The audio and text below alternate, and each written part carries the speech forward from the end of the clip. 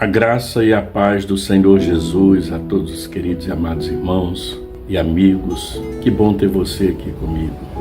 Vamos ler aqui o Salmo de número 16. O título do Salmo aqui na minha Bíblia é O Santo de Deus.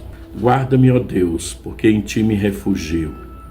Digo ao Senhor, tu és o meu Senhor, outro bem não possuo, senão a ti somente. Quanto aos santos que há na terra, são eles os notáveis, nos quais tenho todo o meu prazer. Muitas serão as penas dos que trocam o Senhor por outros deuses. Não oferecerei as suas libações de sangue, e os meus lábios não pronunciarão o seu nome.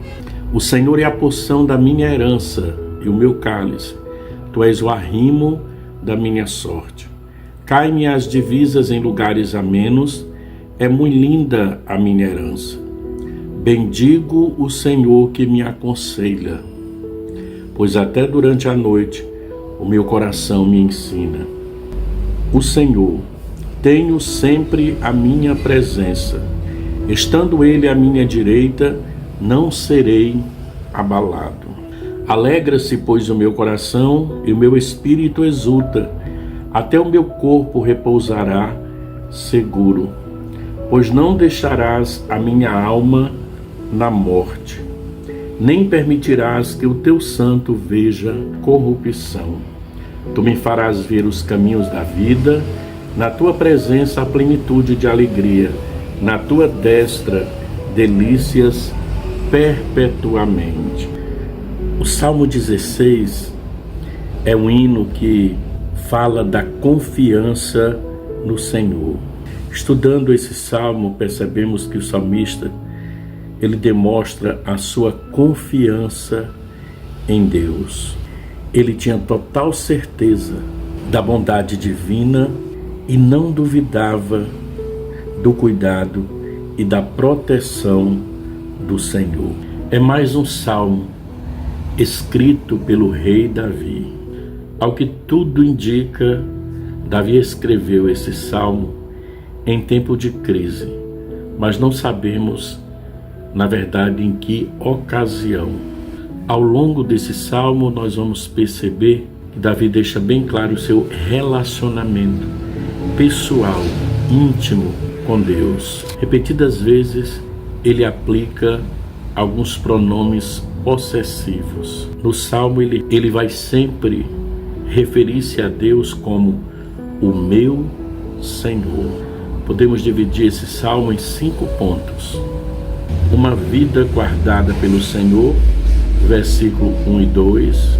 Uma vida dedicada ao Senhor, versículo 3 a 6. A bênção de uma vida sobre o conselho do Senhor, versos 7 e 8. Uma vida que vence a morte, versículo 9 e o 10, e a realidade de uma vida eterna ao lado do Senhor, no verso de número 11.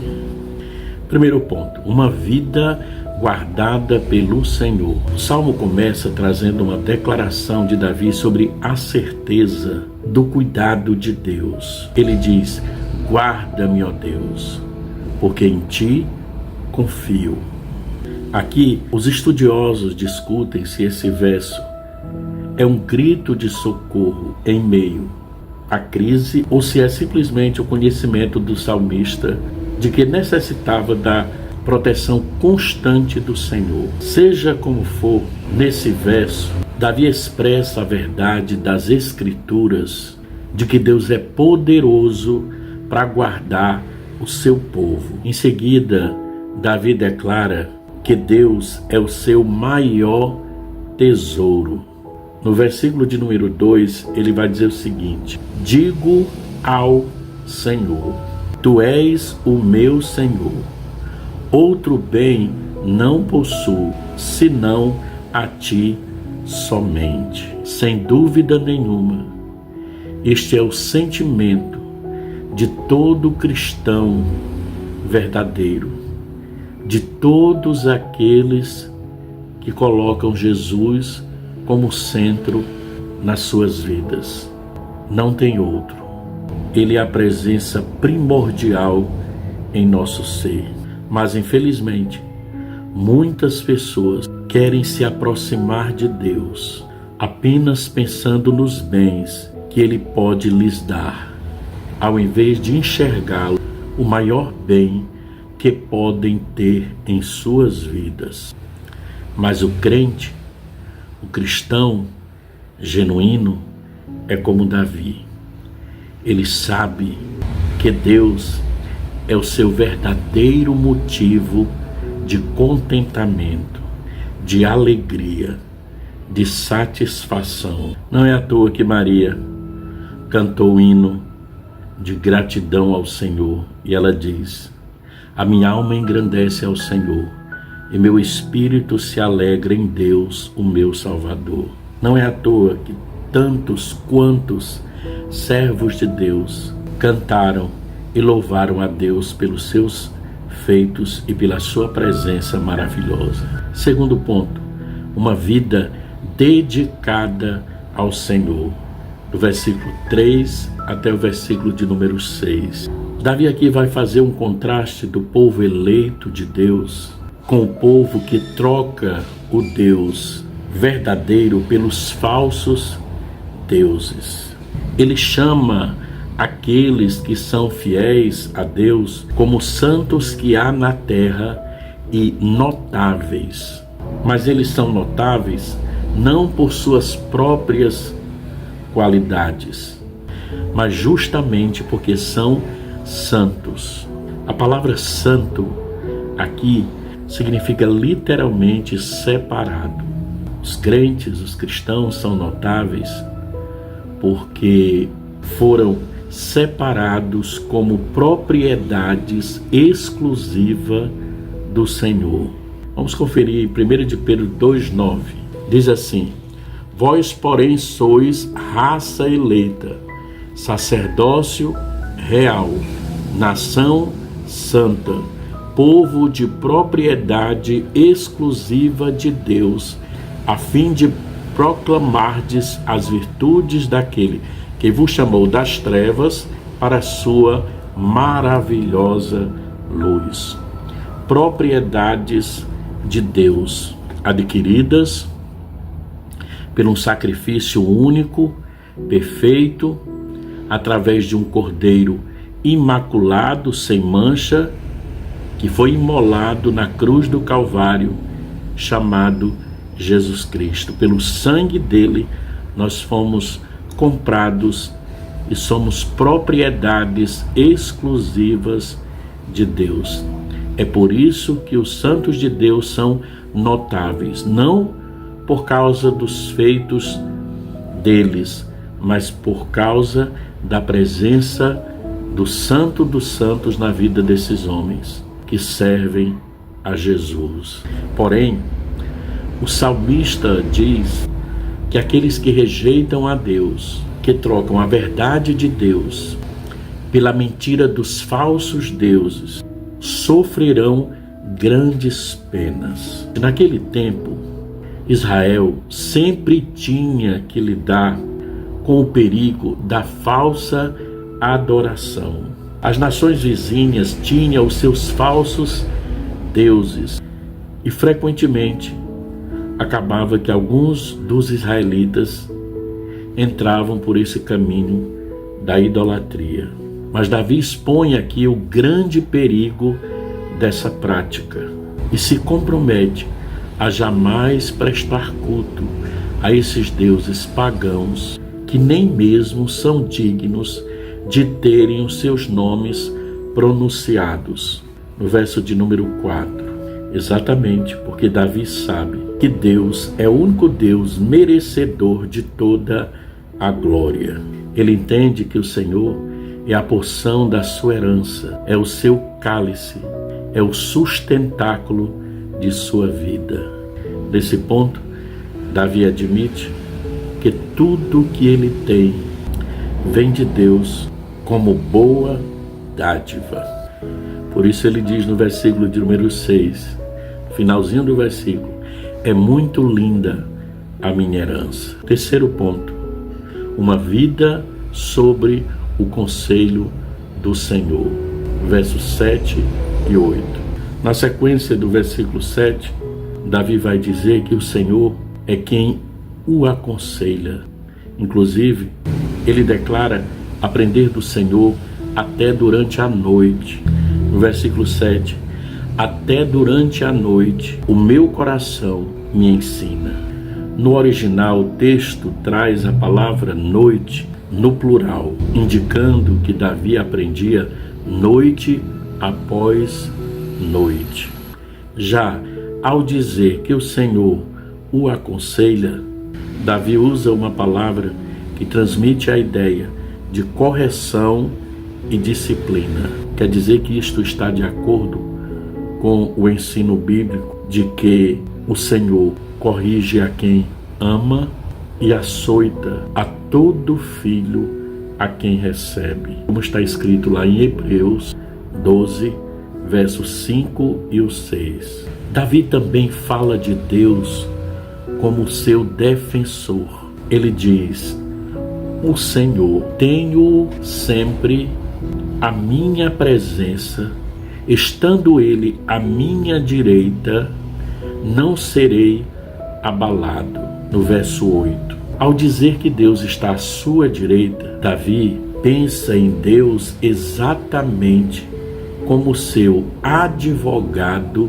e defensor.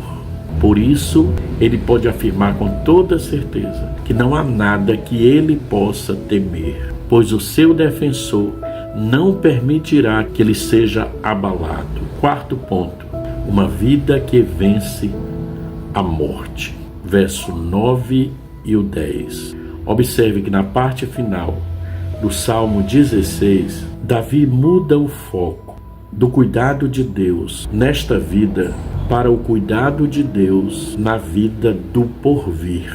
Ele traz uma afirmação que nem mesmo a morte pode destruir as bênçãos de Deus prometidas àqueles que lhe pertencem. Por isso ele diz: alegra-se, pois, o meu coração e o meu espírito exulta, até o meu corpo repousará seguro, pois não deixarás a minha alma na morte, e nem permitirás que o teu santo veja a corrupção. Verso 9 e 10.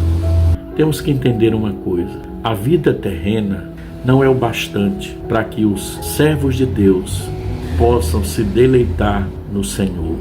Deus tem promessa ainda maiores na vida por vir, que poderá ser desfrutada por toda a eternidade. Por isso nós lembramos da palavra que diz: nem olhos viram, nem ouvidos ouviram, e ainda não chegou ao coração aquilo que Deus tem preparado para aqueles que o amam. Mas é necessário estarmos bem esclarecidos de uma coisa: que os crentes só têm acesso a essa promessa pelos méritos de Cristo. É através de Cristo que nós desfrutamos aqui e desfrutaremos das maiores promessas que nos esperam na eternidade. É por isso que o Salmo 16 é também um salmo messiânico. É um salmo que aponta para Cristo. Esses versos foram aplicados de forma imediata a Davi e aos demais crentes do Antigo Testamento, mas seu cumprimento pleno e final dá em Cristo. Esses versos registram uma profecia a respeito do descendente de Davi. Por isso, o apóstolo Pedro aplicou este salmo a Cristo em Atos 2, de 25 a 28. E Pedro aplica essa verdade no seu grande discurso, e muitos creram ali no Evangelho e foram batizados. Depois o apóstolo Paulo também usou esses mesmos versículos para provar a ressurreição de Cristo, conforme a profecia das Escrituras, em Atos 13, de 26 a 39. Então, de uma forma profética, Davi declara no Salmo 16 que ele poderia ter esperança mesmo através da morte, pois um dia ele haveria de ressuscitar por causa daquele que conquistou a morte, Cristo Jesus.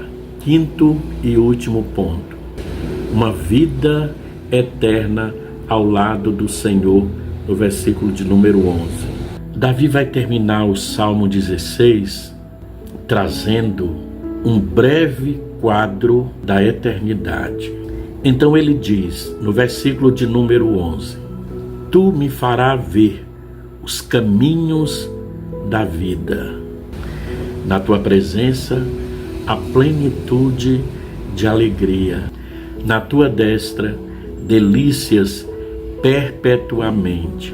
A Bíblia não traz tantos detalhes como será a nossa vida na eternidade. Na verdade, é improvável que a linguagem humana seja capaz de descrever as maravilhas da bem-aventurança eterna ao lado de Deus. Temos o exemplo do apóstolo João, quando ele fala da vida futura da igreja com o Senhor.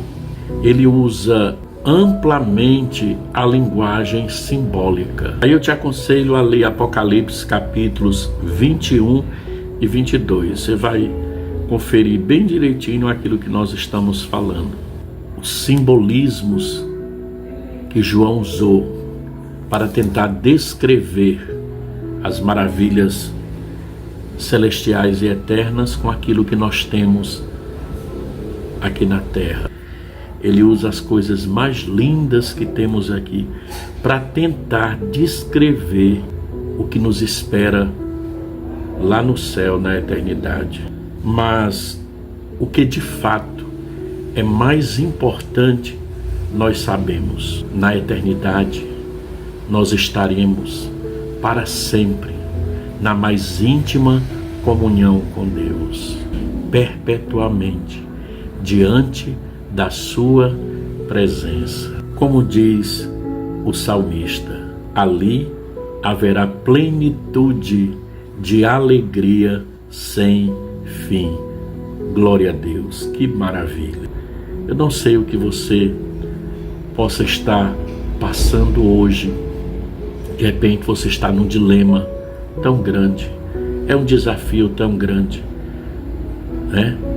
É uma luta que você tem que vencer, seja no ângulo espiritual, material, físico ou psicológico. Mas acredite numa coisa: Deus é o Deus de promessa. E se nós não conseguirmos aqui, nós teremos o melhor de Deus lá no porvir. Amém? Então, acalenta o teu coração com esta palavra. Que Deus abençoe a sua vida, que Deus abençoe a sua casa, que Deus abençoe a sua família, que Deus nos abençoe em nome de Jesus. Recebe o meu abraço. Muito obrigado por estar comigo, compartilhando e recebendo e meditando esta palavra maravilhosa. Fica na bênção. Feliz Natal. Paz.